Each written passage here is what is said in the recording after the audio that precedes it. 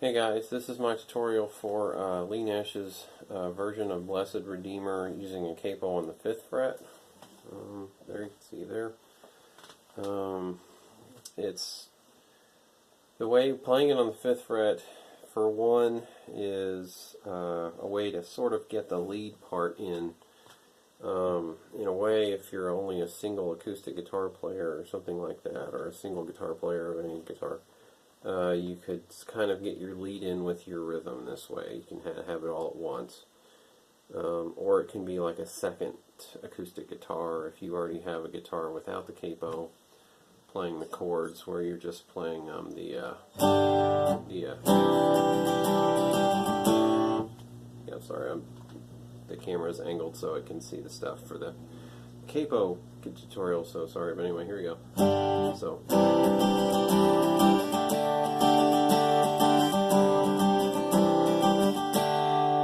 there's your, that part, and then you're playing to get a. If it's just two acoustic guitars, this is an option where you have the one guitar doing that part, and then you have your other guys going.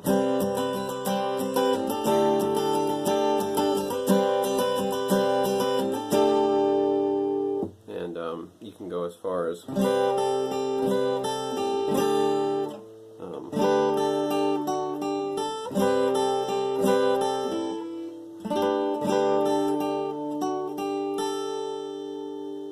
And I can't quite play it in time, but you get the idea. You have to practice a little bit.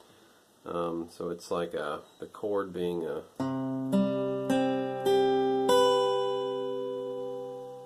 And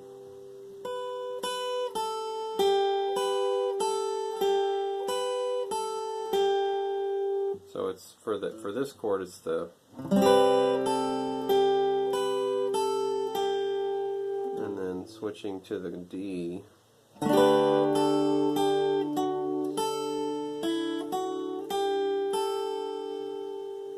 Is an option. You can even do a 7th. You could just be. And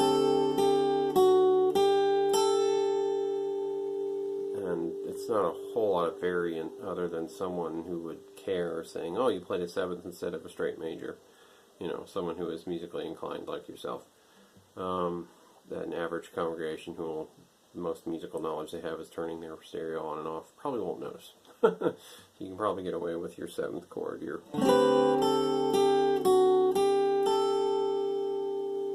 There, so but a way to strum it, that's a way to sort of get the lead arpeggiated notes in there with the capo on the 5th fret. That's what that is.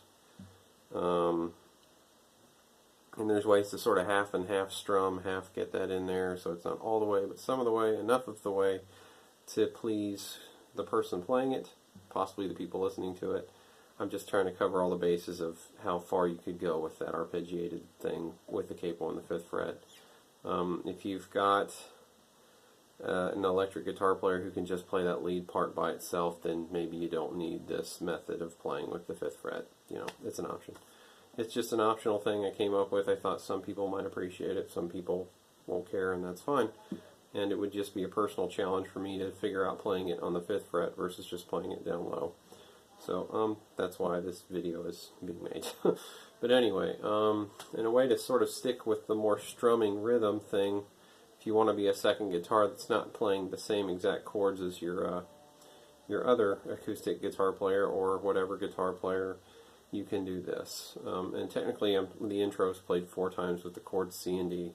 I can once again show you the page that I have for that.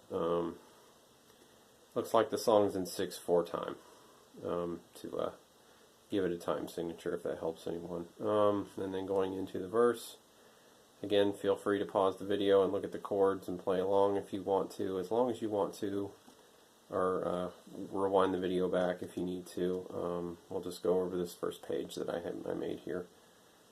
Just covers the intro, the first verse, and the first chorus.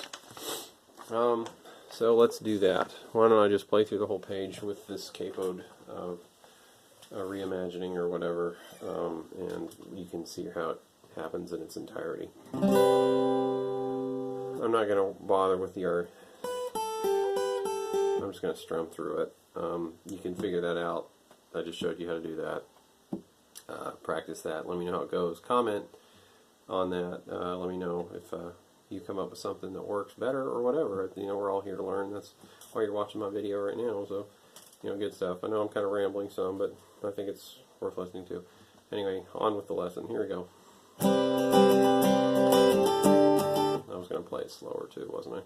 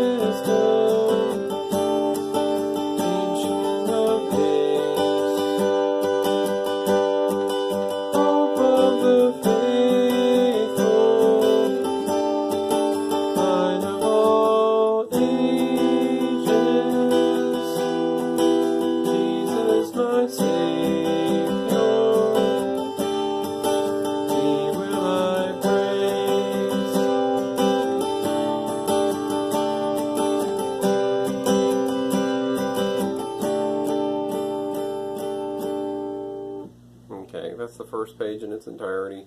So you can kind of get an idea of where I'm going with all this.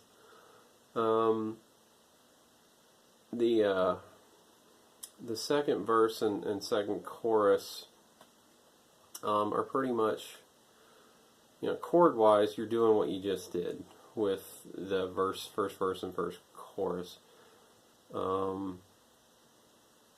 You may have noticed that in verse 1 I had an A major versus a minor. I would go ahead and make that a minor and go ahead and play the minor every time that comes up.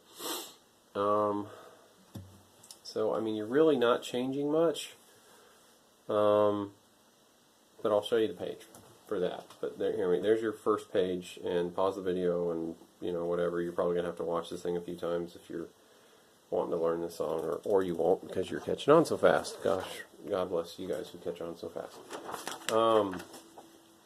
There's your second verse. Again, where I put the major here, I just go ahead and make it a minor. There. And there's your second chorus, and you'll notice the CD thing happens 4 times, and that's how it goes on the recording, so that's what I recorded, or that's what I wrote down, rather, or typed in, whatever you want to, you know, look at that, transcribed. And then there's now I also have verse 3 on this page, and the dynamics change in the song. I mean, if you know the song, you know how the band starts to play a bit more feeling on the second verse. They drop out a lot on the third verse and come back in. The first verse, they're just kind of strumming, and the drummer's more on the toms than the snare and hi-hat, I could say. Again, just listen to the recording to recall or be reviewed on all that. And then, of course, there is a third chorus where the band really comes back in. That CD chord exchange pattern happens 3 times and then ends on a G. There. So, I mean, in terms of making this video and shorter, what I did for the verse 1 and verse 2, you can do for this, or rather, verse 1 and the first chorus, you can do for the second verse and the second chorus.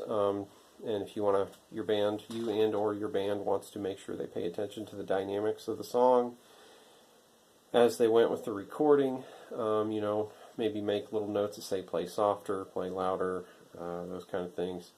You can, if you'd like, send me a private message. My Facebook link is on this channel.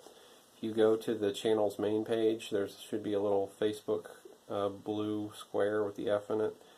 You can click on that and message me there, or send me a private message through YouTube if you would like a copy of the chart. I do everything through Google Documents, so they can be shared. So if you'd want to print off your own copy, if you don't live where I do, you know, if you're in some other part of the world, that is possible. So I'm making the videos available and making the charts available to be shared with anyone at any time that way. So yeah, but I just like this song. That's why I decided to do a tutorial on it. I just liked it, and I do like the electric riff, and I don't know if I'm going to do a video for that or not. Electric guitars, still something I'm learning to play, so listen, I don't know how confident I feel about making one of those. But anyway, here's this other method for playing this song. It kind of works well if as an accompanying rhythm acoustic part that kind of gets the lead in there if you don't have an electric guitar lead player to do that, or if you're playing a campfire version, it works well even by itself with just you and your guitar by yourself. If you want to fit in the rhythm with the lead, that works well. With this method works well. If you're in like a youth group setting and you're out and about, that works. So that's my justifications for this video actually being useful. So yeah, and it just personally challenged me to find another cool way to play the song. So that's why I made the video. But anyway, thanks for watching, and keep learning, and God bless. And today does happen to be Easter, so happy Easter, my brothers and sisters.